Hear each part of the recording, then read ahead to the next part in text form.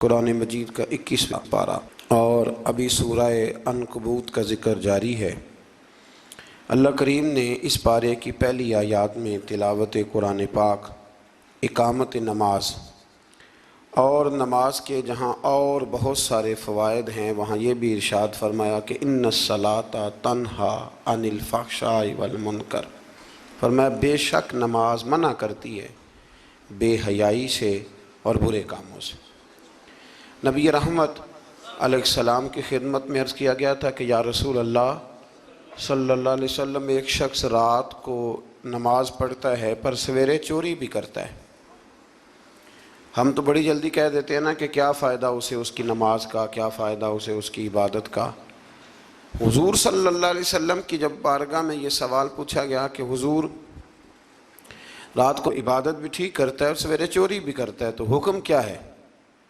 تو حضور علیہ السلام نے فرمایا اگر وہ پابندی سے نماز پڑھتا رہا نا تو اس کی نماز اس سے چوری چھڑوا دے گی، اس لیے کہ نماز بے حیائی اور برے کاموں سے روک دیتی ہے۔ اگر کوئی کمزوریاں ہیں انسانی تقاضوں کے تحت تو نماز کی پابندی کریں۔ اگر آپ نماز کے پابند ہو گئے نا، کچھ وقت لگے گا تو پھر وہ بھی ساری کمزوریاں اللہ دور فرما دے گا۔ شرط یہ ہے کہ اس کو پابندی کے ساتھ پڑھتے رہیں۔ کچھ دوست کہتے ہیں نماز میں دل نہیں لگتا، تو میں نے کہا نہ بھی لگے تو پھر بھی پڑھیں۔ تو میرا سوال یہ ہے کہ ایک آدمی بالکل فارغ ہے، سوائے نماز کے، عبادت کے، سونے کھانے کے اسے کوئی کام نہیں، اور ایک شخص بیچارہ مزدور ہے، وہ ریڑھی لگاتا ہے، مثال دینے لگا ہوں، وہ ریڑھی لگاتا ہے، اس کے پاس دکان بھی نہیں ہے کہ وہ شٹر نیچے کرے یا تالا لگا کے چلا جائے۔ اب وہ نہ کسی کو کہہ کے آیا کہ یار ذرا 10 منٹ ٹھہرنا میں نماز پڑھ کے آیا، تو وہ چلا گیا۔ اب وہ بڑا بے چین ہے کہ میری پیچھے ریڑھی بھی ہے، وہ بندہ جلد باز نہ ہو جائے، وہ نکل نہ جائے، وہ میرے تھوڑا سا میرا راس ہے، 2-4 ہزار کا مال ہے، غریب آدمی۔ نماز بھی اس نے پڑھی، توجہ اس کی پیچھے لگی رہی۔ ایک بالکل فارغ تھا، کوئی مجبوری نہیں تھی، اس نے بھی نماز پڑھی۔ آپ یہ بتائیے کہ زیادہ ہمت کس نے کی؟ اس کا تو دل ہی نہیں لگا نماز میں، ریڑھی کی فکر تھی، لیکن ہمت زیادہ اس نے کی، اس لیے کہ اس کی مجبوری ہے، اس کے لیے آزمائش پیچھے کھڑی ہے، تیار ہے۔ دوائی کھانے میں دل لگتا ہے؟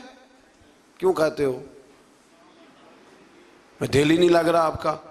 خدا نہ خواستہ خاکم بدن، اللہ ہم سب کو معاف فرمائے، اگر بچے کا آپریشن کرانا پڑ جائے تو دل کرتا ہے؟ کیوں کراتے ہو؟ اس کے لیے ضروری ہے۔ تو بھائی یہ فلسفہ ہی غلط ہے کہ میرا دل نہیں لگتا تھا تو میں نے چھوڑ دی۔ دل تو کئی دفعہ انسان کا دکان پہ بھی نہیں لگتا، بیچ دو گے؟ نہیں دل کرتا کام پہ جانے کو تو ریزائن کر دو گے؟ تو یہ تو بالکل سرے سے بات ہی بڑی عجیب ہے۔ ہاں دل لگنا چاہیے، نماز سے دلچسپی ہونی، لیکن نہ بھی لگے تو ہم کو دل کے لیے نماز نہیں پڑھ رہے، رب کے لیے نماز پڑھ رہے ہیں۔ ہاں یہ بات سمجھ لیں، نماز دل کے لیے نہیں، نماز وہ دیکھیں نا، ایک صاحب کہتے ہیں جی میں 5 نمازیں پڑھتا ہوں تو روزی میں برکت پھر نہیں ہوتی، تو میں کہتا ہوں وہ عبادت کرتے ہو کہ تجارت کرتے ہو؟ پیسے کمانے گئے تھے؟ پیسے کمانے گئے تھے کہ نماز پڑھنے گئے تھے؟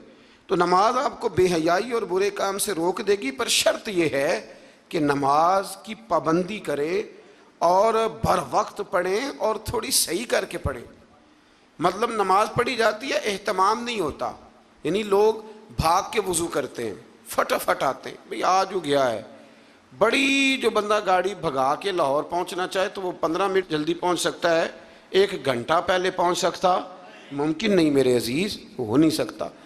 جلدی نماز پڑھنے سے آپ کیا کر لیں گے؟ صحیح کر کے پڑھیں، سونی کر کے پڑھیں، تسلی کے ساتھ پڑھیں، ٹھنڈے دل کے ساتھ پڑھیں۔ مطلب نماز پڑھیں تو پھر مزہ آئے۔ امام اعظم کا ایک پڑوسی ہے تو وہ کہتا ہے کہ امام صاحب نا گرمیوں کے دنوں میں نا چھت پہ چڑھتے تھے، چونکہ میرے گھر میں عورتیں نہیں تھیں، مرد ہی تھے زیادہ، اور میرا ایک بچہ تھا چھوٹا۔ کہتے ہیں کہ وہ چھت پہ نماز پڑھا کرتے تھے تو وہ اتنی دیر تک کھڑے رہتے کہ لگتا کوئی ستون کھڑا ہے، رات کو ستون محسوس ہوتا، اتنی دیر تک وہ تلاوت کرتے، اللہ کی بارگاہ میں کھڑے رہتے۔ تو فرماتے ہیں جب ان کا انتقال ہوا تو میرا بیٹا کہنے لگا کہ ابا جی پڑوسیوں کی چھت پہ جو کھمبا تھا، جو ستون تھا، وہ کہاں گیا؟ تو کہتا میں رو پڑا۔ میں نے کہا بیٹا وہ ستون اور کھمبا نہیں تھا، وہ تو ابو حنیفہ تھا جو اپنے رب کے حضور کھڑا رہا کرتا تھا۔ تو دلچسپی پیدا کریں۔ اللہ تعالیٰ ہمیں رمضان کے بعد بھی پابندی صلاۃ کی توفیق عطا فرمائے۔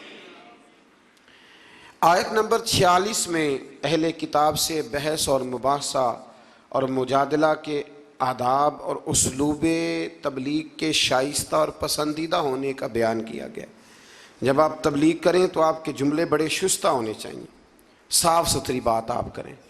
قرآن مجید نے کہا نا ادعو الی سبیل ربک بالحکمہ والموعظۃ الحسنہ، لوگوں کو اللہ کی طرف بلاؤ تو خوبصورت نصیحت کے ساتھ، حکمت کے ساتھ اور اچھے انداز میں۔ اب تو اللہ تعالیٰ معاف کرے، کبھی کبھی سوچ میں پڑ جاتے ہیں کہ یہ مطلب کیا ہو رہا ہے، یعنی اب مولوی کے نام کے نیچے لکھا ہے فنی مولوی، مولوی کے نام کے نیچے لکھا ہے، اور اس کو دیکھنے والوں کی تعداد لاکھوں میں ہوتی ہے، کہتے ہیں یہ مولوی فنی ہے۔ بھئی آپ تھوڑا سمجھیں، مسجد میں تو جو آدمی زیادہ ہنستا ہے اس کی قبر میں اندھیرا ہوتا ہے۔ آپ یہ کیا کر رہے ہیں؟ ہاں کوئی بات ایسی آ جاتی تھی تو اللہ کے نبی بھی مسجد میں مسکراتے تھے، حضور بھی مسکراتے تھے، صحابہ بھی مسکراتے تھے، اور صحابہ کہتے ہیں حضور جب مسکراتے تھے تو دانتوں سے نور نکلتا تھا، مسجد نبی کی دیواریں بھی چمک اٹھتی تھی۔ لیکن یہ مطلب مولوی کو اس لیے بلانا کہ وہ لطیفے سنائے گا، وہ طنز و مزاح کی بات کرے گا، تو آپ نے کیا فرق رکھا مسجد میں، اللہ کے گھر میں اور دیگر جگہوں پہ؟ آپ ذرا سمجھیے اس بات کہ وہی بات جو قرآن نے کہی کہ لوگوں نے دین کو کھیل تماشا بنا لیا ہے، معاذ اللہ لوگوں نے کھیل تماشا سمجھ لیا ہے، تو کس طرف مطلب قوم لگ گئی ہے، اور بڑا بڑا عروج ہے اور بڑی بڑی باتیں ہیں، بیچ میں ہے کیا کہ لطیفے سنائے جا رہے ہیں اور داستان سرائی ہو رہی ہے اور کہانیاں ہو رہی ہیں، اور قوم ہے کہ وہ اس پر لگی ہوئی، اچھی نصیحت، خوبصورت جملے۔ میرے رسول کریم علیہ السلام کے غلام کہتے ہیں حضور جنت کا ذکر کرتے تھے تو یوں لگتا تھا ہم جنت کی سیر کر رہے ہیں، حضور دوزخ کی بات کرتے تو ہمارے خوف سے رونگٹے کھڑے ہو جاتے، اور حضور قیامت کا ذکر کرتے تو یوں لگتا کہ نکل کے باہر جائیں گے تو قیامت آ جائے گی۔ یہ انداز تھا حضور کا بات کرنے کا، تو لہذا بڑی شستہ، بڑی صاف ستھری اور بڑی میٹھی اور بڑی ٹھنڈی بات کریں۔ دین کی بات جب آپ کریں تو پھر اس میں حسن چھلکے۔ عام آدمی اور دیندار آدمی کے لب و لہجے میں فرق ہونا چاہیے، اسے سمجھنا چاہیے۔ اللہ توفیق عطا فرمائے۔ رسول اللہ صلی اللہ علیہ وسلم کی صفات میں سے ایک صفت نبی امی ہونا بھی ہے۔ امی کا معنی اعلیٰ حضرت نے فرمایا بے پڑھا ہوا، جس نے دنیا میں کسی سے پڑھا نہ ہو، یعنی آپ نے رسمی طور پر لکھنا پڑھنا نہیں سیکھا۔ اس میں بھی اللہ تعالیٰ کی بے پناہ حکمت ہے کہ حضور نے دنیا میں آ کے پڑھنا لکھنا نہیں سیکھا۔ آیت نمبر 48 میں فرمایا کہ آپ نزول قرآن سے پہلے کوئی کتاب نہیں پڑھتے تھے۔ یہ بڑی انوکھی بات کا ذرا سمجھیے گا، یہ بھی میرے نبی کی شان ہے۔ حضور نے قرآن کے نازل ہونے سے پہلے رب فرماتا ہے کوئی کتاب پڑھی ہی نہیں، کوئی کتاب حضور نے پڑھی نہیں، لیکن حضور تورات کی باتیں بھی بتاتے تھے، انجیل اور زبور کی باتیں بھی بتاتے تھے، وہ نہیں پڑھا حضور نے، اور نہ ہی نبی پاک علیہ السلام دائیں ہاتھ سے لکھتے تھے، لیکن حضور کا لکھنا بہرحال ثابت ہے۔ بعد میں نبی پاک کا بطور معجزہ لکھنا ثابت ہے، احادیث مبارکہ سے ثابت ہے، لیکن حضور علیہ السلام نے نہ کوئی کتاب پڑھی، نہ دنیا میں حضور کسی کے شاگرد ہوئے۔ الرحمن علم القرآن، رحمان فرماتا ہے میں نے خود انہیں قرآن سکھایا ہے۔ حضور نے اپنے رب سے سیکھا، ڈائریکٹ اللہ کے شاگرد ہیں میرے نبی کریم۔ اور یا اللہ کیا سکھایا اور کیا سیکھا؟ تو فرمایا وَعَلَّمَكَ مَا لَمْ تَكُنْ تَعْلَمْ، محبوب جو نہیں جانتے تھے رب نے سارا ہی سکھا دیا ہے۔ لوگ پوچھتے ہیں آپ کے استاد کا نام کیا ہے؟ لیکن جتنا بڑا استاد ہو شاگرد کا علم بھی اتنا بڑا ہوتا ہے، تو نبی پاک نے اللہ سے سیکھا ہے۔ اب آپ اندازہ کر لیں کہ اللہ نے کیا کیا علم میرے رسول کو سکھایا ہے۔ تو نبی امی کا معنی ہے بے پڑھا ہوا۔ آیت نمبر 50 سے کفار کے معجزے کی فرمائش کے جواب میں فرمایا کہ قرآن مجید سے بڑھ کر معجزہ اور کیا ہو سکتا ہے، اس کے علاوہ کیا معجزہ مانگتے ہو، یہ بہت بڑا معجزہ ہے۔ عذاب کے مطالبے پہ فرمایا کہ اس کا ایک وقت مقرر ہے، وہ وقت پہ آئے گا، کسی کے کہنے پر نہیں آئے گا۔ آیت نمبر 56 میں مومن بندوں کو فرمایا جا رہا ہے کہ جس سرزمین پر اللہ تبارک و تعالیٰ کی رضا کے مطابق زندگی گزارنا مشکل ہو تو اللہ تعالیٰ کی عبادت کی خاطر وہاں سے ایسی سرزمین کی طرف ہجرت کر جاؤ جہاں تم بے خوف و خطر اپنے رب کی بندگی کر سکو۔ ہجرت کرنے کا حکم دے دیا اگر کہیں کھل کے عبادت کرنے کا موقع میسر نہ ہو۔ میرا خیال ہے کہ دنیا میں شاید ہی کوئی ایسا خطہ ہو جہاں کھل کر عبادت کرنے کا موقع میسر۔ میں نے برطانیہ میں ایک مدینہ مسجد دیکھی، بہت بڑی وسیع مسجد۔ میں نے ایک جمعہ وہاں پڑھایا تو جمعے کے بعد ہم نمازیوں کے بیچ بیٹھے، میں نے کہا آپ نے بڑی شاندار مسجد بنائی، تو وہ کہنے لگے کہ یہاں کی حکومت نے ہمارے ساتھ تعاون کیا۔ آپ حیران ہوں گے میری بات سن کے۔ وہ کہنے لگے جب ہم مسجد تعمیر کر رہے تھے تو یہاں سے پیچھے سے ایک روڈ گزرتا تھا، تو ہماری مسجد میں آڑے آتا تھا، تو ہم نے گورنمنٹ کو اپلیکیشن دی کہ یہ روڈ آ رہا ہے، تو کہتے ہیں مسجد کی خاطر گورنمنٹ نے روڈ بند کر کے روڈ اوپر سے گزار دیا ہے۔ اب تو عبادت کرنے کی تو کوئی دقت نہیں، پر شرط یہ ہے کہ عبادت کرنے والے بھی تو ہونے چاہیے نا۔ عبادت کرنے کی کوئی پریشانی اور نہ بھی ہو تو اللہ کے محبوب کے لیے اللہ نے ساری زمین کو مسجد بنا دیا ہے۔ حضور فرماتے ہیں میرے قدموں کی برکت سے ساری زمین مسجد بن گئی، جہاں سجدہ کرو گے رب قبول کر لے گا، پر شرط یہ ہے کہ بندہ سجدہ کرے۔ فرمایا اور کتنے ہی جانور ہیں جو اپنا رزق اٹھائے نہیں پھرتے، ان کو اللہ رزق دیتا ہے، اور تم کو بھی، یعنی انسان کتنی ہی منصوبہ بندی کیوں نہ کرے، اسباب کا اختیار کرنا بجا ہے، لیکن رازق حقیقی طور پر صرف اللہ تعالیٰ ہی ہے۔ جانوروں کو کبھی دیکھیں آپ نے کہ انہوں نے گٹھڑیاں باندھ کے اپنا رزق باندھا ہو؟ تو اللہ فرماتے ہیں جن کا کوئی سبب نہیں، جب میں انہیں دیتا ہوں تو تمہیں کیوں نہیں دوں گا؟ رزق دینے والا اللہ ہے۔ پھر آگے جا کے آیت نمبر 64 میں فرمایا کہ دنیاوی زندگی کے کھیل اور تماشا ہونے اور اخروی زندگی میں اصل زندگی ہی تمہارے لیے وہ ہے جو آخرت کی زندگی ہے۔ دنیاوی زندگی تو صرف کھیل اور تماشا ہے، کھیل ہے۔ مطلب جب کوئی دنیا سے چلا جاتا ہے تو پھر لوگ کیا کہتے ہیں؟ کوئی کیا کر سکتا ہے؟ کر سکتا ہے کچھ؟ یہ تو ایک کھیل اور تماشا سا ہے۔ مطلب میں نے بچے پالے تو پھر بعد میں میرے بچوں نے بچے پالنے شروع کر دیے، پھر ان کے بچوں نے بچے، اور بہت بڑا لفظ ہے جناب یہ ہمارے پاس، بچوں کے لیے کر رہا ہوں جی۔ اور ابا جی کی عمر 85 سال ہو جاتی ہے تو بچے کہتے ہیں ابا ایک دکان ہی دے دے، کہتے تو ہنوں نہیں دینی، اون جی تہاڈے لیے کمایا ساری عمر۔ تو میں کہتا ہوں یہ جو بچوں کا بہانہ ہے نا، یہ بہانہ ہے۔ بینک بیلنس اپنے نام کا، مکان اپنے نام، گاڑی، اور روز کہتا کیا ہے؟ اور بھائی میں یہ کہہ رہا ہوں کہ یہ بہانہ ہے، بچوں کے لیے ہے، بالکل ٹھیک ہے، لیکن بچوں کے کام تو آئے گا نا ہمارے جانے کے بعد۔ آج تو مالک اور وارث ہم ہی ہیں نا، اس لیے تھوڑا نکلیں اس کھیل تماشے سے، اس آخرت کی بھی فکر کریں۔ امام زین العابدین گھر میں نماز پڑھ رہے تھے تو آگ لگ گئی، لوگ بجھاتے رہے، امام صاحب نماز پڑھتے رہے۔ نماز کے بعد لوگوں نے کہا حضور ہم آگ بجھا رہے تھے، آپ نے توجہ ہی نہیں کی۔ فرمایا تم دنیا کی بجھا رہے تھے، میں قیامت کی بجھا رہا تھا، میں دوزخ کی آگ بجھا رہا تھا۔ ادھر بھی تھوڑی توجہ کریں، اللہ توفیق عطا فرمائے۔ آگے پھر سورہ روم شروع ہوتی ہے۔ سورہ روم کی آیت نمبر 9 سے اللہ تعالیٰ نے بتایا ہے کہ لوگوں کو اپنی مادی قوت اور طاقت پر اترا کر اللہ عز و جل کی غالب قدرت کو بھول نہیں جانا چاہیے۔ ماضی میں کتنی ہی ایسی قومیں آئیں جو مادی قوت کی حامل تھیں، لیکن آج ان کے کھنڈرات ان کی مادی قوت کی ناپائیداری کا جیتا جاگتا ثبوت دیکھ لو جا کے۔ بڑی بڑی تگڑی قومیں آئیں، بڑی بڑی۔ یہاں قبر ہے نا شدرے میں بادشاہ کی، کتنے کتنے بڑے بادشاہ ہیں جو لیٹے ہوئے ہیں، لیکن کو جاتا ہے پوچھنے؟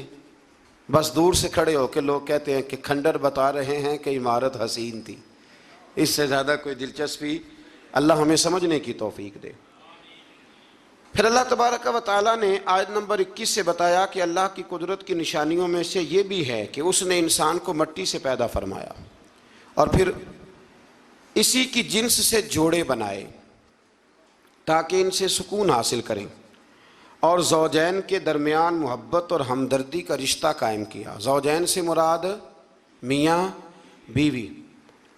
اور پھر ارشاد فرمایا کہ اس کی قدرت کی نشانیوں میں سے زمین و آسمان کی تخلیق اور انسانوں کی بولیوں اور رنگوں کا تنوع ہے، اور نیند کے لیے رات اور تلاش معاش کے لیے دن کا بنانا ہے۔ اور اسی طرح آگے کی آیات میں اللہ تعالیٰ کی قدرت کی متعدد نشانیوں کا رب کریم نے ذکر فرمایا۔ آیت نمبر 27 میں حیات بعد الموت کے منکرین سے فرمایا وہی ہے جو تخلیق کی ابتدا کرتا اور دوبارہ وہی زندہ کرے گا، اور یہ اس کے لیے بڑا آسان ہے۔ دوبارہ زندہ کرنا بڑا، کسی چیز کا پہلی دفعہ بنانا مشکل ہوتا ہے، دوبارہ تو آسان ہو جاتا ہے۔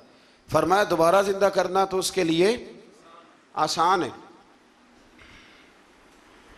آیت نمبر 28 میں مشرکین سے فرمایا کیا تمہارے غلام تمہارے مال میں برابر کے حصے دار ہوتے ہیں؟ اگر نہیں تو پھر اللہ تعالیٰ کے ساتھ کیسے بے جان بتوں کو شریک کرتے ہو؟ آگے چل کر امت محمدی صلی اللہ تعالی علیہ وسلم کو تعلیم دینے کی خاطر فرمایا آپ باطل ادیان سے کنارہ کش ہو کر اپنے آپ کو دین فطرت پر قائم رکھیں، وہ اصل دین ہے۔ آیت نمبر 33 سے انسان کی فطری خود غرضی کو بیان کیا اللہ نے، فطری خود غرضی کو۔ فرمایا کہ تکلیف کے وقت اللہ کو پکارتے ہیں لیکن راحت کے وقت اسے بھول جاتے ہیں، بلکہ شرک کرنے لگتے ہیں، اور یہ بھی بتایا کہ اللہ کی رحمت سے نا امید بھی ہو جاتے ہیں۔ چھلکتا ہے ہمارے جملوں میں نا یہ فکرہ چھلکتا ہے، بس ٹھیک ہے جی وہ جس حال میں رکھے جی میں بڑا راضی ہوں۔ بھئی یہ شکر نہیں، شکر یہ ہے کہ الحمدللہ میرے رب نے جیسا سمجھا اس نے اس حال میں مجھے رکھا ہے، جیسا سمجھا اس حال میں اس نے مجھے رکھا ہے۔ آیت نمبر 38 میں قرابت داروں اور مسکینوں اور مسافروں کو ان کا حق دینے کا حکم دیے۔ قرابت داروں کا بھی حق ہوتا ہے، مسکینوں کا بھی ہوتا ہے، مسافروں کا بھی ہوتا ہے۔ ہمارے اوپر تو حق ہی کوئی نہیں کسی کا، یا ہمارا ہے یا ہمارے بچوں کا ہے۔ اس آیت میں اللہ نے حکم دیا قرابت داروں کا بھی حق ہے، مسکینوں کا بھی حق ہے، مسافروں کا بھی تیرے اوپر حق ہے، تو نے وہ دینا ہے، وہ تیری ذمہ داری ہے، وہ تیری ذمہ داری ہے۔ حضرت عمر بن عبدالعزیز فرمایا کرتے تھے ہم بڑے شکر گزار ہیں غریبوں کے، بڑے شکر گزار ہیں غریبوں کے۔ فرمایا رب کریم ہمیں اپنا نمائندہ بناتا ہے اور ہمیں کہتا ہے لو میں تمہیں دیتا ہوں تم جا کے میرے بندوں میں بانٹ آؤ۔ فرمایا ہم تو ان کے شکر گزار ہیں کہ یہ ہم سے قبول کرتے ہیں تو ہمارے کھاتے میں نیکیاں جمع ہو جاتی، یہ تو محسن ہے ہمارے۔ یہ لوگ غریب لوگ نہ ہوتے تو کہاں ہم صدقات و خیرات کرتے، لیکن جتنی تکلیف غریبوں کو دی جاتی ہے، جس قسم کی اذیت سے گزارا جاتا ہے، اور جو حال ہو رہا ہے بالخصوص رمضان کے دنوں میں، میں نے بہت پہلے کہہ دیا تھا اللہ کے رستے میں دینا لیکن لوگوں کو رستوں میں کھڑا نہ کرنا۔ ایک ہی جملہ ہے، اللہ کے رستے میں دینا پر لوگوں کو رستوں میں کھڑا، لائنیں نہ بنوانا، چکروں میں نہ ڈالنا، آزمائش میں مبتلا نہ کرنا۔ کدھر گئے وہ لوگ جو رات کے اندھیرے میں دینے کی کوشش کرتے تھے؟ کہاں گئے وہ لوگ جو کہتے تھے دینا ہے پر کسی کو خبر نہ ہونا چاہیے؟ اللہ سمجھنے کی توفیق دے۔ آیت نمبر 41 میں فرمایا کہ بحر و بر میں فساد لوگوں کے اپنے کرتوتوں کے سبب ہے، اور لوگوں کو ایک دوسرے سے بھڑا دینا بھی ایک صورت عذاب ہے۔ فرمایا جب تم بحر و بر میں فساد کرتے ہو تو پھر تمہارے درمیان اختلافات ہو جاتے ہیں، یہ ایک عذاب ہے۔ بھائی کی بھائی سے ناراضگی عذاب نہیں؟ بچے اگر کسی جگہ جا کے ماں باپ کی شکایت کریں کہ وہ بڑے بھائی کے بچوں سے زیادہ پیار کرتے ہیں تو یہ عذاب نہیں؟ یعنی بیٹا اگر کسی جگہ بیٹھ کے پنچایت میں اپنے باپ کے خلاف دلائل دے تو یہ عذاب نہیں؟ فرمایا اب تم فساد کرتے ہو پھر اس عذاب سے دوچار ہوتے ہو۔ اللہ سمجھنے کی توفیق دے۔ تو میرے عزیز سمجھئے اس بات کو کہ قرآن مجید ہماری کس طرح تربیت کر رہا ہے۔ آیت نمبر 46 میں اللہ تعالیٰ نے بارش کے نظام کو اپنی قدرت کی نشانی کے طور پر بیان فرمایا ہے۔ کتنی سخت گرمی ہوتی ہے اور جب بارش ہو جائے تو فرمایا یہ بھی میری قدرت کی نشانی ہے۔ آیت نمبر 54 میں انسانی وجود سے اپنی وحدانیت پر استدلال فرمایا کہ کمزوری کی حالت میں انسان کی پیدائش، پھر قوت کے بعد پھر کمزوری اور بڑھاپا، یہ سب حالتیں اللہ تعالیٰ ہی طاری کرتا ہے۔ آیت نمبر 55 میں مجرموں کو اس بات پر قسمیں اٹھانے کا ذکر ہے کہ وہ دنیا میں صرف پل بھر رہے تو ان سے سخت محاسبہ کیوں کیا جا رہا ہے؟ اللہ تعالیٰ فرمائے گا جھوٹ بولنا ان کی پرانی عادت ہے۔ جب قیامت میں اللہ تعالیٰ مجرموں کو حساب لے گا تو کہیں گے یا اللہ ہم تو تھوڑی دیر کے لیے تو گئے تھے، وہ پل بھر کے لیے گئے تھے، جھوٹ بول دیں گے تو اللہ فرمائے گا یہ تو تمہاری پرانی عادت ہے، یہ پرانی عادت ہے مجرم کی۔ کہ مجرم کیا کرتا ہے؟ جھوٹ بولتا ہے۔ نماز کیوں نہیں پڑھتے؟ کہتے کپڑے نہیں پاک۔ آؤ پھر ہوٹل پہ کھانا کھانے چلے تو کہتا میں ذرا بدل کے آیا. یعنی مجرمانہ سوچ ہے نا, غفلت کی سوچ, اور پھر اس پر دلائل دینا. یعنی آپ کسی سے پوچھے نماز پڑھتے ہو, کہتے ہیں حضرت صاحب جھوٹ نہیں بولنا, میں فجر کی پڑھتا ہوں باقی نہیں پڑھتا. میں نے کہا بڑا سچا ہے بھائی تو, یعنی میں جھوٹ نہیں جی بولتا. خدا کے بندے اتنی ڈھٹائی سے تو بات کر رہا ہے, اتنی ڈھٹائی سے. اور ایک بات آپ کو بڑی ذمہ داری سے عرض کرنے لگا ہوں, ذرا میری بات کو سمجھنا. اگر آپ 4 دن مسلسل گھر نہ جائیں تو آپ کی بیوی شور کرتی ہے کہ نہیں کرتی؟ یہ ویسے بھی غیر اخلاقی بات ہے, آپ کی ذمہ داری نہیں ہے آپ کا گھر. تو 4 دن مسلسل آپ باہر رہیں بغیر کسی وجہ کے تو شور اٹھتا ہے کہ نہیں؟ اگر ابا جی آپ کے رہتے ہیں نا سعودی عرب میں تو وہاں بھی فون چلا جائے گا. اس کو سمجھائیں 4 دن سے گھر نہیں ہے تو 4 دن گھر نہ جائے تو شور ہوتا ہے, اور تو مہینہ مہینہ مسجد ہی نہیں جاتا, اور پھر تیرے اندر پھر مد و جزر نہ ہو, پھر جوار پھاٹا نہ ہو, پھر ساری نعمتیں موجود ہونے کے بعد تیرا کلیجہ منہ کو نہ آئے, پھر تیرا جگر نہ پھٹے, پھر رات کو تجھے نیند کیسے آئے؟ اس لیے کہ تو نے وہ اپنے اندر کے ساتھ دھوکہ شروع کر دیا ہے. تو وہاں گیا ہی نہیں جہاں سے تجھے 5 وقت آواز آتی ہے, تو توجہ ہی نہیں کی. اس لیے سمجھ لے کہ جو اندر بے چینی ہے اس کا کوئی نہ کوئی سبب ہے, کہیں نہ کہیں تو ہم نے غلطی کی ہے, کسی نہ کسی جگہ تو کوئی معاملہ ایسا ہے. امام مالک رحمۃ اللہ علیہ کے پاس ایک شخص آیا تو ناجائز پیسے کمایا کرتا تھا. کہنے لگا حضور سکون کوئی نہیں. تو امام صاحب نے ایک کی جملہ کہا, فرمانے لگے امانتیں امانت داروں کے حوالے کر دے, رب تجھے سکون عطا کر دے گا. وہ بندہ کہنے لگا یہ کیا؟ فرمانے لگے میرے پاس کسی کی امانت ہو تو مجھے نیند کوئی نہیں آتی, تو نے تو یتیموں مسکینوں کی رکھی ہوئی ہے, تجھے کیسے آئے گی؟ جیتے جاگتے آدمی کی امانت میرے پاس ہو تو میں کہتا ہوں یہ چھین نہ جائے, تو نے تو لوٹ مار کی رکھی ہے. اللہ ہمیں سمجھنے کی توفیق عطا فرمائے. آگے سورہ لقمان شروع ہوتی ہے.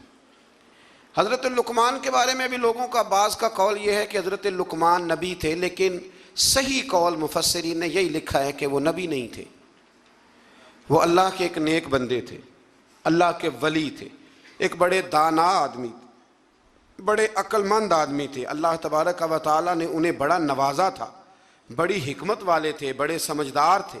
آپ اندازہ کریں کہ اللہ نے ولیوں کا کتنا ذکر فرمایا قرآن مجید کے اندر. سورہ لقمان ایک ولی کے نام پہ, حضرت سکندر ذوالقرنین اللہ کے مولا علی کا قول میں نے عرض کیا تھا کہ وہ بھی اللہ کے ولی ہیں, جناب مریم بھی اللہ کی ولیہ ہیں. تو ان سب لوگوں کے ناموں پر اللہ تبارک و تعالیٰ نے قرآن مجید کی آیات کو رکھا ہے.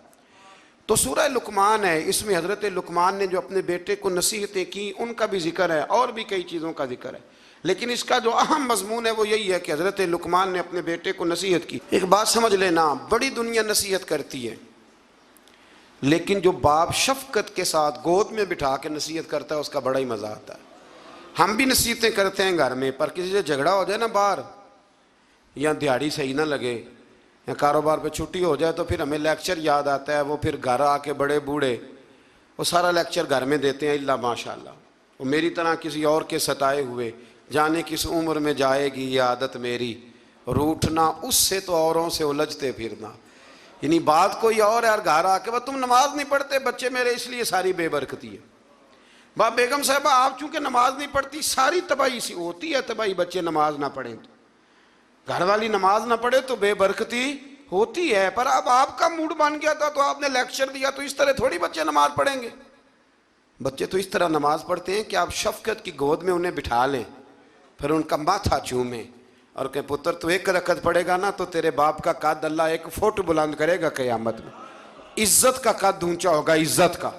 اس طرح جب کوئی نصیحت کرتا ہے نا اپنے بچے کو, اس طرح جب کوئی نصیحت کرتا ہے تو باتیں رہ جاتی ہیں طبیعت میں, رہ جاتی ہیں مزاج میں.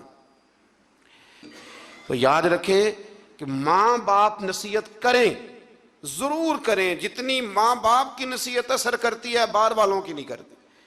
اور بچوں سے میری گزارش ہے کہ ماں باپ کی نصیحت سنیں. باہر والے نا, باہر والے تو آپ کو نصیحت کریں گے, کہہ کے گزر جائیں گے. باپ نصیحت نہیں کرتا, باپ تو آپ سے اپنا درد دل بیان کرتا ہے, اور اتنی تڑپ کسی میں نہیں ہوتی کہ آپ بچ جائیں جتنی آپ کے ماں باپ میں ہوتی. ان کی دھیان لگا کے بات سنیں, ان کی طرف توجہ کریں. کسی نے بادشاہ سے کہا تھا کہ مزہ کب آیا تمہیں؟ تم بڑے بادشاہ رہے، بڑے خزانوں کے، مزہ کب آیا؟ کہنے لگا مزہ تب آیا کہ جب میں پہلے کل کسی زمانے میں، بعد میں وزیر اعظم بنا، جب میں نوکری کرتا تھا تو میں پیسے لا کے اپنی اماں کو دیتا تھا، تو پھر میں سویرے جب اماں سے کہتا تھا نا اماں ذرا کرایہ دینا، تو کہتے تھے کہ وہ خزانے کا مالک ہونے کا اتنا مزہ نہیں آیا جتنا اماں وہ اپنی گتھلی سے پیسے نکالتی تھی اور پھر 2-3 دفعہ چیک کرتی تھی کہ نوٹ ساتھ جڑا ہوا تو نہیں، پھر وہ دیتی تھی۔ تو کہتے ہیں کہ میرے ابا جی پاس کھڑے ہوتے تھے تو وہ کہتے تھے نہ ایڈا دھیان کر دے منڈے نو دیر پہ ہی ہوندی ہے، تو اماں کہتی تھی نہیں میرے پتر دی محنت دی کمائی ہے، اس کی مشقت کی کمائی ہے، میں ساتھ۔ تو یہ بادشاہی ہے اگر آپ کے پاس ماں باپ ہے، یہ آپ کے پاس حسن ہے، یہ وقار ہے۔ ان کے پاس بیٹھے ہیں، ابا ان پڑھ بھی ہو نا، باپ ان پڑھ بھی ہو تو یونیورسٹی کا درجہ رکھتا ہے۔ آج تک کسی کائنات میں نہ آکسفورڈ نے ایسا کوئی نصاب بنایا ہے، نہ پنجاب یونیورسٹی نے، نہ کراچی یونیورسٹی نے، جو نصاب اللہ ماں کی ممتا کو دے کے دنیا میں بھیجتا ہے، وہ بنا ہی نہیں نصاب کہیں۔ کان لگا کے نصیحت سنو ماں باپ کی وہ کیا کہتے ہیں۔ تو حضرت لقمان اپنے بیٹے کو نصیحت کرتے ہیں۔ پہلی بات انہوں نے یہ کی کہ بیٹا کبھی شرک نہ کرنا، اور دوسری بات یہ کی اپنے بیٹے کو کہ اللہ اور ماں باپ کا شکر گزار ہونا۔ پھر فرمایا والدین کے ساتھ نیکی کا برتاؤ کرنا۔ اس مقام پر پھر قرآن نے اولاد کے لیے ماں باپ کی مشقتوں کا ذکر بھی فرمایا، اور یہ بھی فرمایا کہ اگر خدا نہ خواستہ کسی کے ماں باپ مشرک ہوں تو ان کے دباؤ میں شرک میں مبتلا نہ ہو، لیکن اس کے باوجود دنیاوی امور میں ماں باپ کے ساتھ بدستور نیکی کا برتاؤ کرے۔ اور پھر فرمایا پابندی سے نماز قائم کرنا۔ پھر فرمایا نیکی کا حکم دینا اور برائی سے، بیٹا نیکی کا صحیح بات کریں اپنے دل سے۔ کبھی ہم نے بچوں کو کہا ہے کہ نیکی کا حکم دینا؟ بیٹے اچھا سا کاروبار کر، کوئی تگڑے سے پیسے کم، نیکی کا حکم دینا اور برائی سے، یہ باپ کہہ رہا ہے اپنے بیٹے کو، بیٹا یہ تو نے ڈیوٹی کرنی ہے۔ اور پھر ارشاد فرمایا کہ پابندی سے نماز قائم کرنا، نیکی کا حکم دینا، برائی سے منع کرنا، لوگوں کے ساتھ تکبر سے پیش نہ آنا، زمین پہ اکڑ کے نہیں بلکہ عاجزی کے ساتھ چلنا۔ لیکن اگر ابا جی اپنے بچے کو بتائیں او تو انہوں نے بال نہ کھیڑتا تھا پیالہ تو جٹا نہ منڈا ہے، اللہ ماشاءاللہ، اگر ابا جی یہ سبق پڑھائیں تو تکبر کا درس آیا کہ یہاں عاجزی کا درس آیا؟ اس کو کہنا چاہیے تھا بیٹا یہ تو اللہ کی تقسیم ہے پر مخلوق ساری رب کی ہے۔ کہا بیٹے کبھی تکبر نہ کرنا، چال اور گفتار میں تواضع اختیار کرنا۔ یہ حضرت لقمان نے اپنے بیٹے کو نصیحت اس میں کہیں فرمایا کہ ذرا دھیان سے رزق کمانا، کہا کہیں توجہ سے افسر بن جانا، یہ کہا ہے بچہ انسان بن جائے نا تو ساری افسریاں اس کے قدموں میں آ جاتی، اور اگر وہ انسان نہ بنے تو پھر وہ افسر بھی بن جائے تو لوگ تکلیف میں ہوتے ہیں، مزدور بھی ہو تو لوگ تکلیف میں ہوتے ہیں، اس کے بیوی بچے بھی۔ اللہ کرے کہ ہم انہیں انسان بنانے میں کامیاب ہو جائیں۔ تھوڑا اور مختصر کرتا ہوں، آگے سورہ سجدہ شروع ہو جاتی ہے۔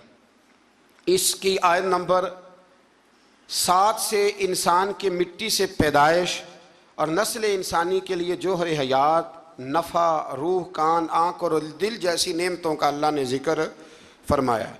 پھر آیت نمبر 15 میں فرمایا کہ ہماری آیات پر ایمان وہ لوگ لاتے ہیں جب ان آیات کے ذریعے انہیں نصیحت کی جاتی ہے تو اپنے رب کی تسبیح اور حمد کرتے ہیں، سجدے میں گر جاتے ہیں، تکبر نہیں کرتے۔ ان کے پہلو عبادت الہی میں مشغولیت کی وجہ سے بستروں سے دور رہتے، وہ اللہ کے عذاب سے ڈرتے ہیں اور اس کی رحمت کا یقین رکھتے ہوئے اسے پکارتے۔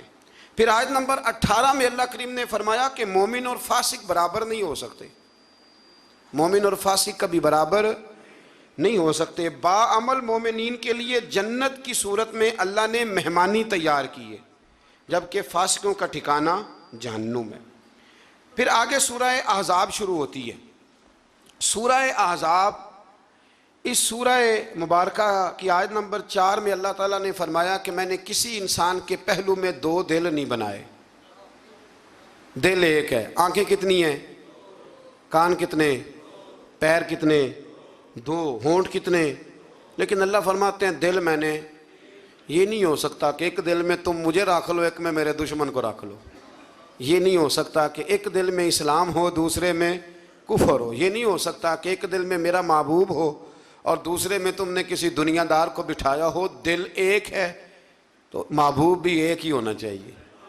وہ الگ بات ہے کہ کبھی کبھی کسی شاعر نے یہ شکوہ کیا ہے، وہ بھی شکوہ نہیں، اس نے اپنی بات کی. ہم اپنے لفظوں میں لیتے ہیں نا. یوں سمجھ لیں کہ کسی نے کہا کہ میں حضور سے محبت کرتا تھا تو مجھے تڑپ لگ گئی تو تڑپ کا مزہ بڑا آیا. اعلیٰ حضرت نے بھی کہا ہے نا، عشق تیرے صدقے جلنے سے چھٹے سستے، جو آگ بجھا دے گی وہ آگ لگائی ہے. تو وہ شاعر کہتا ہے کہ اتنا میں تڑپا ہوں اپنے محبوب کے لیے تو تڑپ کا بھی ایک مزہ ہے. تو کہتا ہے وہ مزہ دیا ہے تڑپ نے کہ میری آرزو ہے یا رب میرے دونوں پہلوؤں میں دل بے قرار ہوتا، میرے دونوں پہلوؤں میں دل بے قرار ہوتا. اللہ کریم ہمیں سمجھنے کی توفیق عطا فرمائے.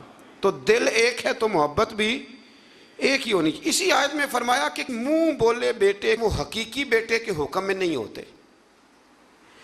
نبی کریم علیہ السلام نے حضرت زید بن حارثہ کی پرورش کی تھی تو کچھ لوگوں نے زید بن محمد کہنا شروع کر دیا.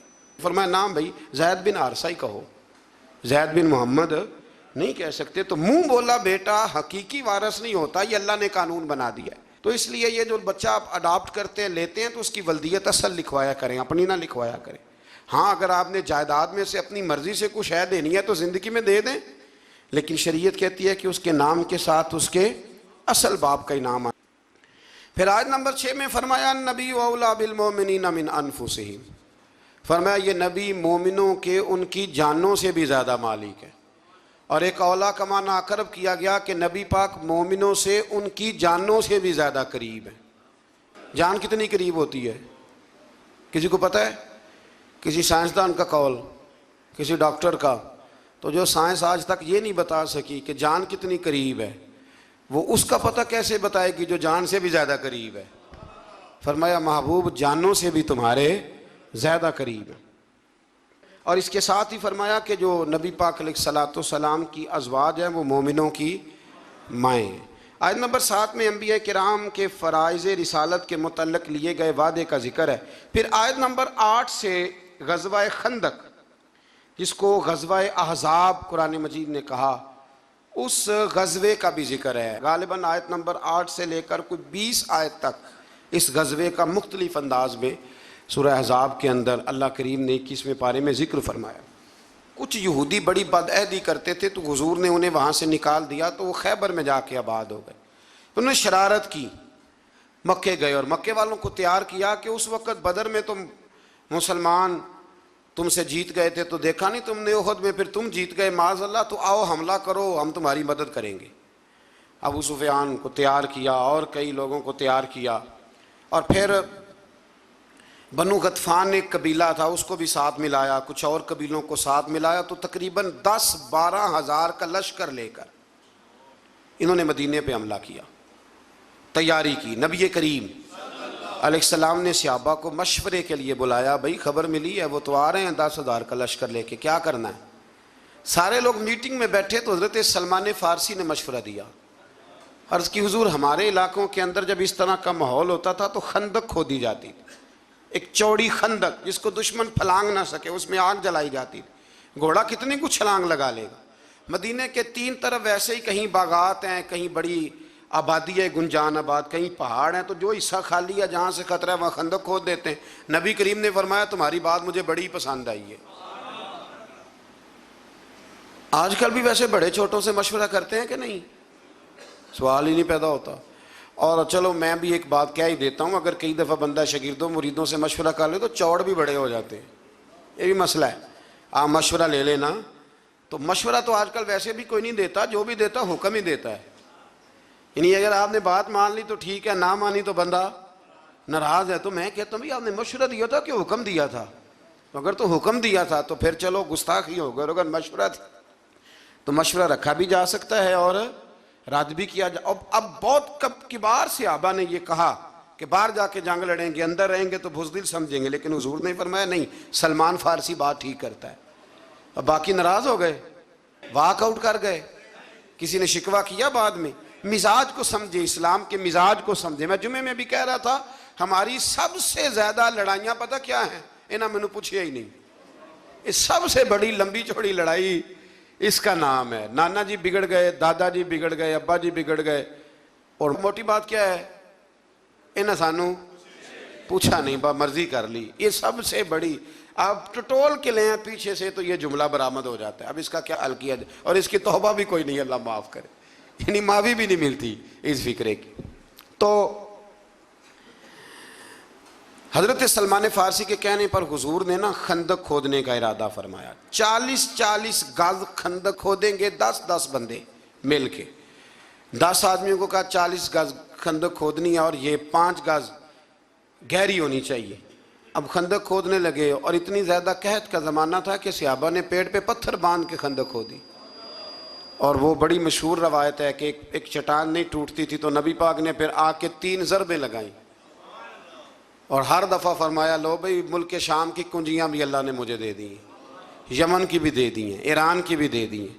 اب وہ خندق کھود لی, کافر آ گئے 10-12 ہزار کا لشکر لے کے. ان کا تو خیال تھا کہ نہ کوئی تیاری نہ پروگرام, اور اتنے تو بندے نہیں مدینے میں, 10,000 آدمی کہاں سے آئے گا مقابلہ کرنے. لیکن جب خندق دیکھی تو حیران ہو گئے.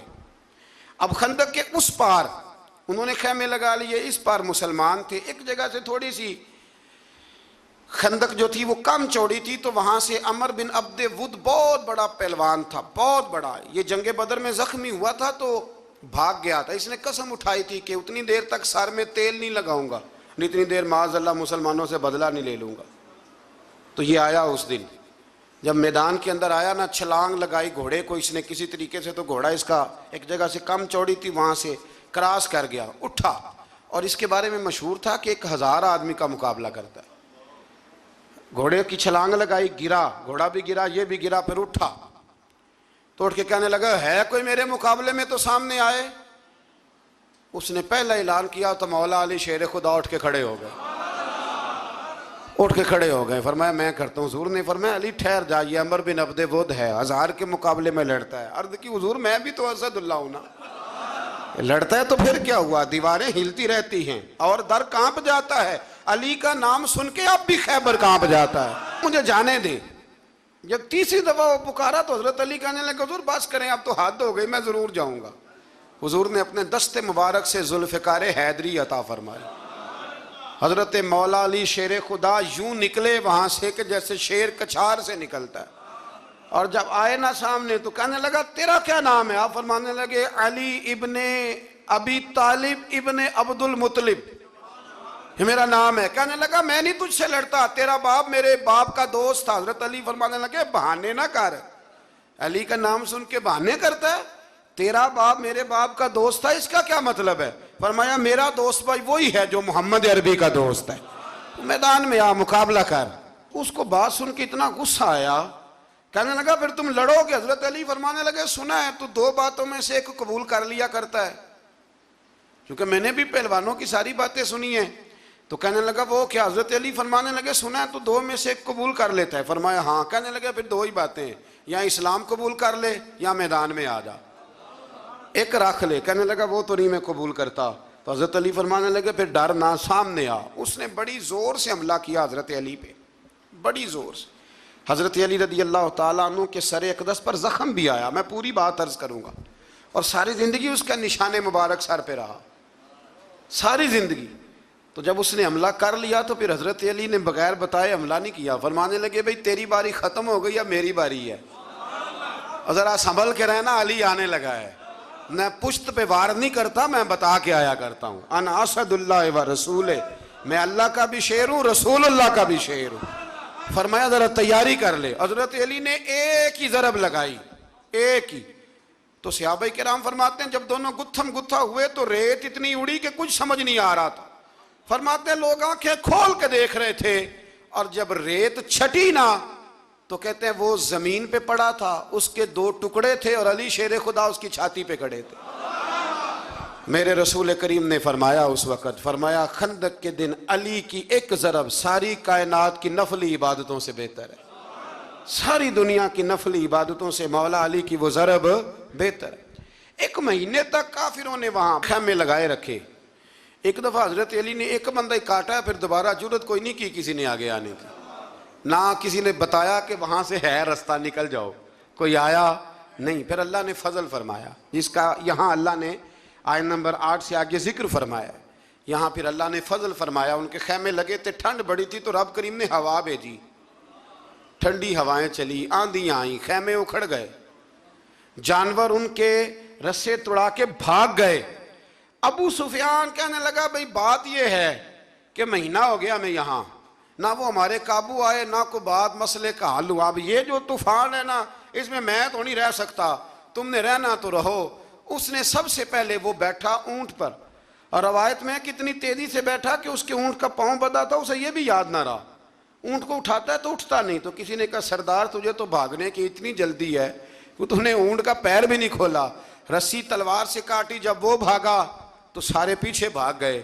میرے حبیب فرمانے لگے دیکھو رب کریم نے ہمیں بغیر جنگ کے ہی فتح عطا فرما دی. اس ساری جنگ کے احوال اس پارے کے اندر رب کریم نے بیان فرمائے. اس کو جنگ احزاب بھی کہتے ہیں اور جنگ خندق بھی کہتے ہیں. پھر آیت نمبر 21 میں فرمایا لَقَدْ كَانَ لَكُمْ فِي رَسُولِ اللَّهِ أُسْوَةٌ حَسَنَةٌ. فرمایا بے شک تمہارے لیے نبی پاک کی زندگی میں بہترین نمونہ ہے. تمہیں دائیں بائیں جانے کی ضرورت ہی کوئی نہیں, جدھر جدھر حضور جاتے ہیں پیچھے پیچھے جاؤ. یہ رستہ تمہیں رب کریم کی بارگاہ ناز کے قریب کر دے گا. پھر اللہ تبارک و تعالیٰ نے آیت نمبر 26 میں جو بنو قریظہ ہیں ان کی بدعہدی کو بیان کیا, ان کے محاصرے کو, اور پھر ان کے کلوں سے اترنے کو, ان کے قتل کرنے کو, قیدی بنا لینے کو, ان کی زمینوں مکانوں مال و متاع کے مسلمانوں کے وارث بنانے کا بیان ہے. اور اس پارے کے آخر میں اللہ کریم نے ایک بات کو اور بیان کیا. امہات المومنین ازواج مطہرات کو دعوت دی گئی کہ آپ دنیا کی زندگی کی زینت آپ کو چاہیے, آپ اسے اختیار کرنا چاہیں تو اس کی بھی اجازت ہے, اللہ نے اجازت دے دی. اور اگر اللہ اور اس کے رسول اور آخرت آپ کو مطلوب ہے تو پھر اللہ یقین دلاتا ہے کہ آپ کو وہ چیز نصیب ہو جائے گی. اصل میں نا یہ بھی تھوڑا سا پس منظر ہے, اس پر بھی لوگ عرضہ افزائی کرتے ہیں, تو میرا خیال ہے اس کو بھی ذرا کھول دوں تھوڑا سا. ایک زمانہ تو وہ تھا جب غربت تھی, پھر اللہ نے مال دیا, بنو قریظہ بنو نذیر بڑے بڑے علاقے فتح ہوئے, مال آیا تو باقی لوگوں میں بال بٹتا تھا. تو جو صحابہ کل غریب تھے مال غنیمت کی وجہ سے امیر ہو گئے, ان کی بیویاں بڑے بڑے اچھے لباس پہنتی, کھانا کھاتی, سارا کچھ ہوتا. تو ازواج مطہرات نے ایک دن نبی کریم کی بارگاہ میں یہ عرض کی کہ یا رسول اللہ صلی اللہ علیہ وسلم جب تک تو حالات اور تھے تو ہم بھی خاموش تھیں, اب تو اللہ کا فضل ہے, لیکن آپ کے پاس جو آتا ہے آپ بانٹ دیتے ہیں, اگر کچھ نہ کچھ ہمیں میسر آ جائے. میرے رسول کریم علیہ السلام نے اس بات کو پسند نہیں کیا, حضور ناراض ہو کے چلے گئے. پھر رب کریم نے یہ آیات نازل فرمائیں, فرمایا تمہیں دنیا کی زینت چاہیے یا تمہیں اللہ کا رسول چاہیے؟ تو بیک زبان تمام ازواج نے کہا, بیک زبان ساری ماؤں نے کہا ہمیں نہیں دنیا چاہیے, ہمیں تو مصطفیٰ کریم کا قرب چاہیے. سب نے کہا کہ ہمیں تو نبی پاک کا قرب چاہیے, ہم اسی طرح رہیں گی, کھدر کا لباس پہن لیں گی, ایک وقت روٹی کھا لیں گی, پر رہنا رسول اللہ کے ساتھ ہے, رہنا نبی کریم کے ساتھ ہے. ایک اعلان یہ بھی ہے کہ آج سے نہ کوشش کریں رات کو کچھ دیر بیدار رہنے کی, کچھ وقت, اور رات کا آخری حصہ ہو جائے تو بڑا ہی اچھا ہے, اور ساری رات ہو جائے تو پھر تو بہت اچھا ہے. یہ 10 راتیں رسول کریم نے بیدار رہ کے گزاری ہیں. اللہ تعالیٰ ہمیں توفیق عطا فرمائے.